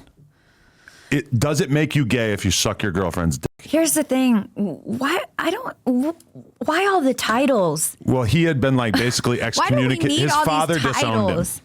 Over a title? Can't we just change the title? What do words even mean? This is for how I feel about words. His dad's from a biker gang, so he like really didn't want his son to be gay, I guess. I get it. Listen, this is my thought on words, and I had it in Bali while I was on my psychedelics. I started to get to a point where I wouldn't speak certain words because I felt I was manifesting things in my life. I know a lot of people that are still at that level. That's a level. Congratulations. I got to a cooler one. And that level looks like this. Break down everything to its origin. Where did words really come from? What were words before words? Hieroglyphics, etches in some stone. What did the etchings look like? You go there and get an ox and kill it so we can eat, and you go there and fuck the woman so we can reproduce and get more people here. Mm-hmm. And that's as simple as it got, right? So words are man-made. Who decided what gay means? Who decided what slurs mean? Who decides to put emphasis into what words? And we're all so particular about words nowadays in this society, but we're not even at a level where we're understanding who decided what these words all mean. I'm not deciding that words mean certain things for me. I'm not deciding one word is good and one word is bad. I mean, of course, I will socially be responsible with my words, but because there's a whole society that isn't on that level yet. But words are man-made. The Bible is man-made. Oh, I agree with that. Yeah. Everything that we're reading is man-made. Somebody decided it to be so. I have a problem because I have questions. Who is the somebody? What was their experience in life? What color are they? What is their experience? What gender are they? I want to have a full-blown background check on whoever made up what words are and mean. That's real. Have you, I understand that you heard Donald Trump say some racist shit behind the scenes? I mean, really, Adam? He says racist shit in front of the scenes. Not that racist, though. Yeah, no, he says racist shit in front of the scenes all the time. Okay, have you ever heard? He damn near came down and said he's going to put a fucking border up. Okay, well, I'm behind that, for sure. I mean, he's been racially inappropriate. You seen what's going on down there? There's a lot of trouble. Adam, are you serious right now? I think that the wall was always a pretty solid idea. I can't get on that with you. I can't Really? go on that train with you. I mean, there's a very big crisis at the border right now. I think that you can discuss the crisis at the border without using divisive language and slogans that disclude races from feeling welcome in America, just like he called COVID the Chinese flu or the China flu, which then offended a lot of people culturally and probably made a lot of people feel unwelcome in this country, since the president was titling it in a way that was very thoughtless. But it seems it may have emerged from a lab in China. So if they invented it, I think we got to give them credit. No one Chinese in this country had anything to do with COVID spreading across the world. And no one Chinese in this country should feel like the president, who is the face of our country, is basically putting some blame with his wording. He's a bombastic communicator. Like Kanye almost. But Kanye's a genius, a musical genius. But so let me not make the comparison. Actually, that was not a good comparison. But yes, I don't think he'd mind. He doesn't use his words as effectively as he could. And I don't even honestly think that he's that hateful as he comes across. I think he just does whatever's good for the green. You were on set at The Apprentice, though. Did you ever hear him use the N-word? No, but he did, from what I remember, allegedly, when there was like a off moment, he was saying something about, why don't blacks love me? I love blacks. They should love me. You're one. I have blacks. You're one of my blacks, right, Arsenio? He said some shit that was hella out of pocket. I'm white and I can't speak on what it would be to experience that as a black person in that room, but it felt really fucking off in my soul. It sat real sideways in my soul. And I've looked at Arsenio like, I don't know if he was going to punch him or if he was going to just continue on with the filming. But I don't think anyone should say to somebody else, you're one of my blacks. That doesn't sound right to me at all. But you remember the clip where he said, that's my African-American over there? No, he actually said that into the world? Okay, well, then there you go. So it's more funny than offensive. It occurs to me that Trump is almost like a prison dude, because like we just had a Mexican rapper named Lefty Gunplay on here, and he talks about Lefty who? Lefty Gunplay. You should check him out. I thought we weren't allowed to have guns here. He had to leave it in the car. But he left the Glock in the glam room? Allegedly. I have no idea if he had a gun. But he talks about the blacks a lot because he's coming from prison. He's a Mexican, so they just talk about the blacks. The blacks That's talk about the Mexicans. That's what they say in prison, the blacks? Yeah. The whites, the blacks, the Mexicans. Oh, like they're divided by race is what you're saying. I'm saying Trump could potentially get by on that. You could just say that he could also potentially be going to prison, so it's good that he understands the lingo. I don't think he's going to prison even if he gets convicted. He won't go to an official prison, but there'll be an ankle monitor and a never-ending stay at Mar-a-Lago or someplace like it. Right. Unfortunately, jail doesn't look the same for someone that big, but he's got 91 indictments, I think, now. Yeah. I wonder if they'll let him walk the yard. They'll stick him in some I don't think he wants to walk the yard, babe. Have you seen him? I don't think he's a walker. I feel like the prison population probably like largely supports Trump. Really? Yeah. Can I tell you, when I went to Bali, they support him there too. And I first argued with like the first 4 or 5 people that tried taking up for him. And then I was like, okay, this is something I'm not going to be able to do while living here. So I'm just going to let it go. We barely talk about politics or Trump, so I'm going to just let it slide. But because people go to Bali because they want to distance themselves from their country or things that occurred, or they come for healing to get away from wherever they were, it's a place where you go to seek a new life and a better life. So you see a lot of people that are rebelling against the system that live there. And that's kind of his brand. And that's his brand. And so they don't live in America. They weren't Americans that loved him, but people from all around the world would take up for him in Bali. And I would literally be like, I'm the only American sitting here. That man is trash, throw him in the fucking garbage. No. Yeah, I can see that. I understand you have... And you know that is a lot for me to say, because I fully also can say his son was my soulmate then and up till now, I had a love with him that I've never repeated with anyone else. But you also seem to make it clear that you think that his dad's presidency essentially kind of like ruined him, or how he responded to his dad's presidency by sort of becoming this. I think that every single one of us that are in this industry are opportunists, and he got the opportunity of a lifetime and he took it, and I probably would have too. So it doesn't make me hate him, but I do always want to be a fucking constant reminder that I'm still here, I'm still talking, I'm still being authentic and doing me, and I didn't have to sell out in any bullshit. I'm not having to lie, come to an interview about OnlyFans and lie about my old boss or anything that I'm going through. It's emotional, it's hard, it's rough. I dated a guy, it didn't work. I still love him. I never loved anyone the way I loved Don Jr. I'm telling you a lot of difficult things that don't have pretty endings and nice bows to wrap up on, but I certainly don't have to Kimberly Garfield and act like I hate a bunch of people that I don't. I don't know who's worse off. I think him, but who knows? What kind of guy would you see yourself ending up with? Because there is this weird strain between a lot of the guys that you've been connected with, where they're like mega famous / rich / powerful / embroiled in various legal problems. Yeah, it's interesting. I was like trying to think if I like fell for Praz before knowing the full extent of all of it. I think probably not, but Praz taught me something that I think is ringing true to me turning 40 and wanting a nice summary for 40 and single. Unless he doesn't go to prison, and then I very much would like to pick that back up. So you're just kind of waiting to find out. You wouldn't hold him down for 10 years while he was in the feds? I would, yeah. Really? Yeah, we discussed it. Real one. Yeah, we discussed it. We couldn't get through discussing it because he doesn't like to use words that he doesn't want to manifest. And for me, I can't be in that world anymore. I got to live in reality where the real words are real.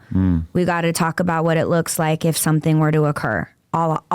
All occurrences. So are you guys an item right now, or did you put it to the side while he figures out what his future is going to be with this? Well, when this interview comes out, if 50 girls come out and say I fucked your man and then want to come hit your podcast, because we all know you've had girls on that have fucked my man. We don't do a lot of that anymore. Well, yeah, back in the day. You can go talk to Sharp. A few of the girls you had on back in the day definitely fucked my man, but or one of my men. Ugh, gross, the worst one. Which one? Pauly. Oh, Pauly D. Yeah. What, Selena Powell was talking about him? Yeah, Selena Powell was an issue, and there were many others. I love that Pauly D is part of the story as well. He's the worst part of the story. I would always just see these headlines like Pauly D is like the most paid DJ in America. Yeah, and don't get me started on And we would that. just be like, what the? That guy's That's a DJ? That's a sad day for all DJs out there that are real DJs. Let me tell you, that probably eats at them night and day. Diplo's rolling around in his grave. No, Diplo doesn't have a grave. Didn't he settle out that case? Oh, right. He's alive, yeah. Shout out Diplo. I'm just f***ing around. I understand you have some pretty strong opinions about Blueface and Krishan. No, I really don't. I literally have posted like what's the other girl involved? Jaden. Yeah. I literally posted her song on one of my pictures the other day just laughing. It was like horrible. Great song. It was not great. You know what my censored version of it is? You know how she says, Play me right now, and then I want you to look in my eyes and tell me it's great, and then I'll have to end the interview because I won't be able to take you seriously anymore. We play this song around my kid, but then we have to why in the world would you ever do that? Have you heard of Stevie Wonder? Not as much, but okay, well, that's not my problem. That's a good song. What were the words? Oh, so you know how she keeps saying motherfucker? Well, in Rapunzel, the woman who imprisons Rapunzel inside the tower is Mother Gothel. And my kid is really into Mother Gothel, so I've replaced mother with Mother Gothel. And it works. I have to like sing it over it so that she won't hear the F word. And this is why I'm scared of Hinge and having a child with any male out in America. Because we might censor Jaden Alexa's songs? Because you might want to play it in front of my child. My child will not be listening to that. My child will be listening to Stevie Wonder. My kid listens to all kinds of classics, but okay, good. Keep them there. Right. You remember when they used to like play opera? My mom used to. My mom is more diverse. She would play me the biggest song in every different country around the world before dinner. Really? So I was like well versed in before I traveled around the world and was working for charities in Africa and India and every other place. I knew a lot of I knew Zap Mama, which is a really great band, by the way. You should get into them. Arrested Development. I learned at very young ages through my mom. I think probably got into hip hop through Arrested Development and some kind of lane that took me on. But I literally. What was their big song? They used to be all over the radio. Arrested Development. Yeah. They have tons of big songs. Tennessee was really big. Now, play Tennessee right now against that. What was it? Motherfucker song. Well, I can't, but I can hit you with. I just taught my kid about this the other day. Scatman. I hyped it up so much beforehand. Keep it playing. Let me hear if that actually was good. Let me hear where it dropped. Yeah, it's like Everybody Dance Now. It's that remember that song Everybody Dance Now? It's like 90s retro pop type. I hyped it up to my kids so much, and then I sat her down in front of the TV and played Scatman, and she was just staring at it and then looking at me just like, what the fuck? You want to know why that song vibrates? Kanye talks about this often. You want to make music that vibrates on all different frequencies of your body. That Jaden song has maybe 2 frequencies I heard in it. There's a bass and a low bass, and she's not giving a vocal or any type of movement in her vocal performance of rapping or whatever she does. That song you just played, it's jumping all over vibrations. Could you feel it jumping, vibrating throughout your body? A really classic, epic song will make you vibrate from head to toe. That's how you know you have a hit. That's how you know you're listening to something that is all-encompassing. That's what's so problematic with this music, aside from the fact that they're manufacturing drama for this big circus performance that they title a circus, and they're involving this whole generation and this whole era of drama. And I think all of them could offer so much more if they just tried a little harder to be interesting instead of faking drama that will end up getting you into legal trouble, which hasn't it gotten him into legal trouble? Yeah, but also shooting people is part of what's gotten him into legal trouble. I honestly I know Blueface pretty well. I've known him since before he was famous. I don't see him faking a lot of stuff. Well, I don't know what's fake or not. All I've seen in headlines is he's created a circus and everybody's going to watch, and he's controlling everybody with his fingertips, type of wording. Yeah. Don't you think that's a bit silly? I mean, Jaden is a pretty normal girl who's been holding him down throughout all the craziness for 10 I don't know years. anything about her. Then I saw a video of her beating somebody up horribly in a very, really, really aggressive way. Jaden? Who'd she beat up? There was a video of them. Good for her. There was a video of them at a club, and maybe somebody threw some ice or water up in the air, and then she Blueface pulled the fan up on the stage and then tossed them over to her to beat up. Oh, really? It went viral. Okay. Why are we wasting our brain cells talking about this? I'm absolutely about to This keel is the over. future. You don't listen to any drill music? Right. It really is the future. I really hate that for music. If you've ever been in the studio with Timbaland and watched him on a 4-wheeled chair scroll back and forth with 80 different sets of taiko drums and making samples so he could later use them in songs. If you watch that for 40 minutes, you'd never talk about Blueface, Jaden, and the other one's drama again. It's just all consuming this young generation, and I wish that we got back more to the talent reasons of why we are fans of people. Right. Because I think the majority of the fans can't really explain why the music is great. They just love all the drama. And I don't love things that play into the drama because I think we need less of it. Things in real life are dramatic enough. We don't need to create any narratives. That Jaden Alexa song, though, I just got to keep it real with you. That song is a hit outside of the drama. Did she go into bed with you and your wife? Is that why you're defending her? I would never. The only man she's ever slept with was Blueface. That was the guy that she had sex with, your wife? I saw I saw a headline where you let her have sex with a black man and his dick was Blueface. bigger. That was Jason Love. Oh, I don't know who that person is. Who is that? He was a large male porn star. Oh, okay. Yeah. Did you not feel territorial over your wife? No, I did. I think that's why it was so compelling to so many people. Why'd you do it? I mean, hijinks, virality, money. I get money, zaniness. but viral, really? Did you ever? You don't have any emotional damage in your mind buried from seeing it? Well, maybe the ayahuasca retreat that you're proposing will bring it out of me, but no, I feel pretty all right. You do? So you have an openness that I just don't have. I would be so heartbroken if I saw my wife who gave, I've seen birth, so I'm sure you were in the room when she gave birth. But you spent years dating a married man.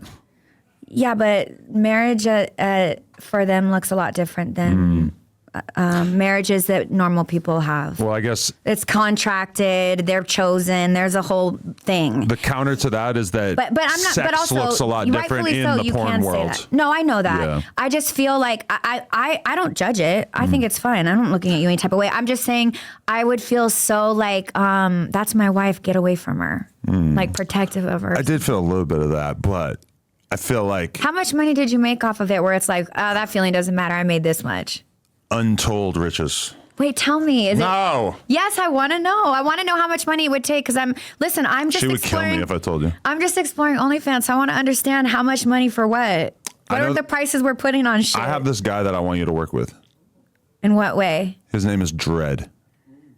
I don't like huge, gigantic dicks. They're just a yeast infection waiting or UTI waiting to happen. I don't want it.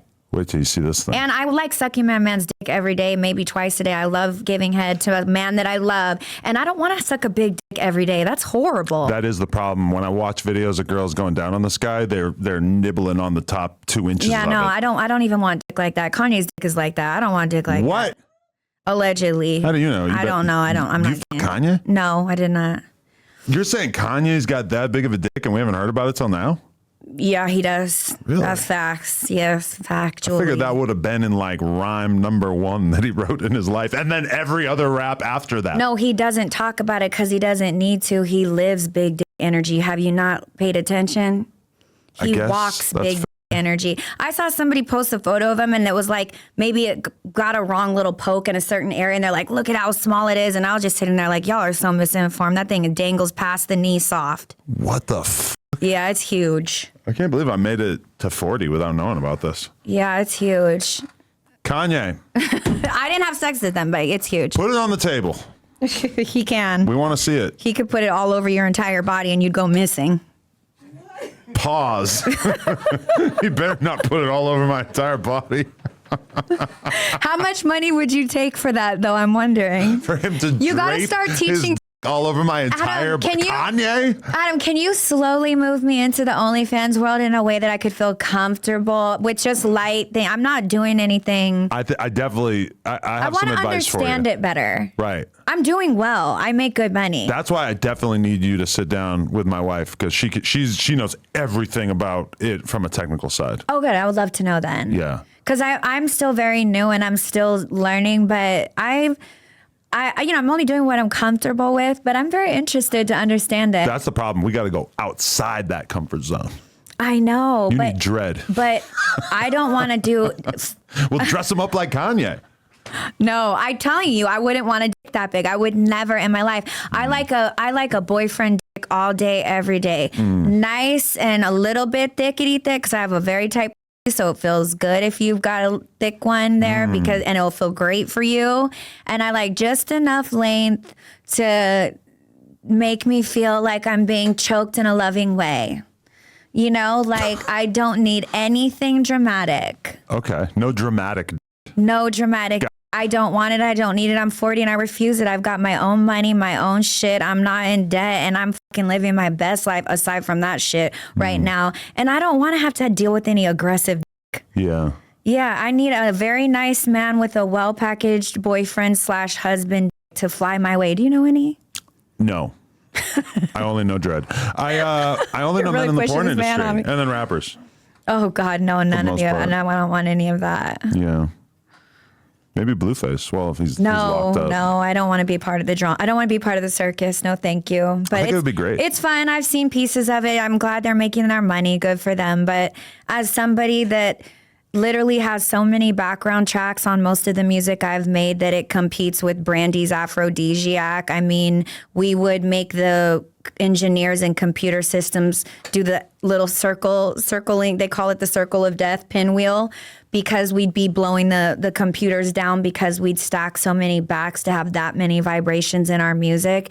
I don't say it with any disrespect. I don't even know the girl. I'm sure she's lovely. She's much younger than me. I have nothing bad to say about a young girl I don't know. I hope she's candling her money and doing her thing. And I hope she's really happy and she's doing things that she'll be proud of when she's my age. Right. Either way, I can't respect that music because I don't. It's no hate on her. I'm not trying to get involved in the circus. I need my music to just be a little bit more difficult to make for me to enjoy. And I know what it took to make that song, and they were in and out after smoking a few of these. Shut up, Gang Palm. Yes, they were. Yeah, no, I mean, especially when you listen to a masterpiece like Scatman, it's kind of like, I don't know if that's a masterpiece. You're still not taking me all the way to masterpiece, but is Scatman paying you? Are you fucking Scatman on the low for paid viral money with your wife? No, I don't even know the Scatman. Who is the Scatman? Let's see what he looks like. Maybe we could get him to I believe that feature. scat, like that style of vocal performance. Scat is also a sexual thing. Yeah, it's poop. Is it? Yeah. I used to have a member of our band that would low-key go to sex parties when we were on tour in different cities, and the whole kink that he was into, or there's sites where you could get your kinks fulfilled. I don't even know what they're called because I'm not doing that. Don't come to my OnlyFans for that. I don't roll around in shit. But they'd put a full-blown like tarp down from Home Depot down in like a pier space or like a rented building area, and then they'd all shit, and then they'd all fucking it. And he finally, he told me he was going to sex parties for the first couple cities of tour, but then he started to explain it to me. Maybe he thought I'd be into it, but he told me that, and I was like, there really are levels to sex. I just don't know that I don't think I could. I'm too old to get into that level. If that is something that, like when I heard about what you and your wife do, and then also that you guys are in this functioning, loving relationship, it was shocking to me because in my head, I'm like, I can't make it all align and make sense, because I would be, if I saw a man's dick that's been inside me and a man that's my soulmate, that if I saw Don's dick inside of somebody, I would be physically sick, and you could pay me $5 million. I don't want it. Right. But you're a prude. No, the other day I fucked her. I'm probably a prude. I fucked my wife with another guy the other day. For OnlyFans. I think you guys are just able to separate sex and money and the business part of it with your relationship. That's a very advanced state to be in. I am not in that state. I also don't have a husband, so I'm not even capable of understanding that state. I do have friends that are in open marriages, and I think they're happier than my friends that are in marriages that aren't open. And listen, I'm Mr. Live and Let Live, do whatever you want to do, but I personally am going to draw the line at the slip and slide diarrhea orgy. I was going to say, is there anything you won't let your wife, because I know in my friends that are in open marriages, they can't get the number and stay in contact with the person, or they have to, the partner has to choose the person for them, or there's rules still. We're basically monogamous besides on camera. But do you guys have rules for the on camera? Some vague rules, yeah. Do you let her just tongue kiss a man? Kissing is one of the rules. Yeah. Exactly. So you do. You love your wife. I am human. Yeah. Okay. I get you now. Okay. I get it. That part makes sense, because to me, kissing is more vulnerable than fucking. Right. It's your mouth. It's your tongue. You have to love to suck on some lips for a long time and rub tongues with someone. That's all kinds of fucking bacteria lives on a tongue. Yeah, that's overwhelming there. I don't know about that. You got a tongue scrape. That's what you need to know about that. You do that? I just brush it. I never scrape it. Get a scraper. They're so much better. You should tongue scrape at least 14 times every morning, according to Ayurvedic medicine. Every morning? 14 times? Because at night, your stomach is, especially because we don't have beds that are tilted. Even Elon Musk confirmed this one time in a tweet, I think. But you should have your bed lifted to a certain degree to where your stomach can't gurgle back up when you're laying flat or on your side. It can then go back up your esophagus, and that's what gives people morning breath. Really? It leaves a coat on you could go to bed and have brushed your teeth and still wake up with morning breath. That's because as your stomach's processing while you're sleeping, it's coming back up and it lives on your tongue. That's why when you scrape it, you're eliminating it. When you brush, you might catch a few, but you're not getting all of it. I'm glad we started this podcast talking about coffee and crackers, and then we end talking about scraping your tongue in the morning. But by the way, and halitosis. Get a copper tongue scraper. I'm sure they have them on like Amazon. It'll change your life. They feel so good. It's kind of fun for me to do. I love it. Yeah. I've become a much more serious flosser over the past couple years. You got to. I hated flossing when I was young. No, I don't know how people teach their kids to love it. It's hard. I floss my teeth after almost every meal now. Really? Yeah, because I just can't stand having little chunks of shit, but not shit because of what we were just talking about, but food stuck between my teeth, especially if there's nuts. How much, I have a question. How much was the amount of money? Because I know you made some statement like, once I make this amount of money, I'm out. What was it? I don't know. What is the amount of money where you'd be like, I'm not showing up today, guys. Sorry. I don't know. I don't know what I said before, but definitely like I can think of like outlandish numbers. Go outlandish with it.